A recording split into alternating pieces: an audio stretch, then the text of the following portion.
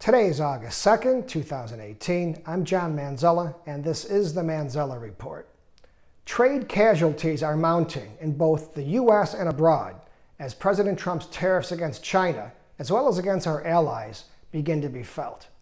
Earlier, we reported that U.S. steel-producing industries, which employ approximately 140,000 workers, would likely benefit at the expense of the much greater steel-using industries, which employ between 5.5 and 6.5 million U.S. workers. But recent reports indicate that even these U.S. steel producers are experiencing new difficulties as a result of the tariffs. Much of this is due to the fact that even companies that solely manufacture in the U.S.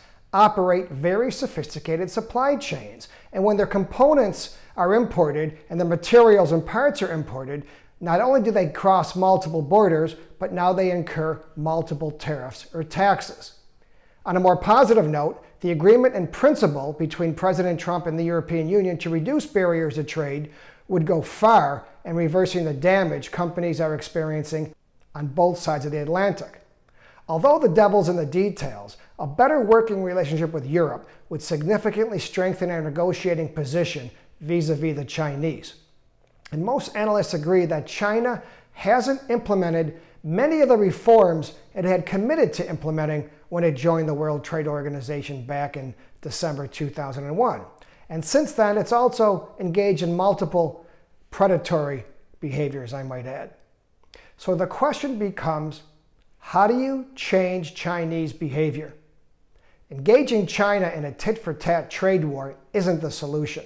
Instead, the U.S. needs to work closely with our European allies and other friends around the world in order to become a more effective negotiating force against the Chinese. And the good news, if the U.S. and EU could put pen to paper, this could become a reality.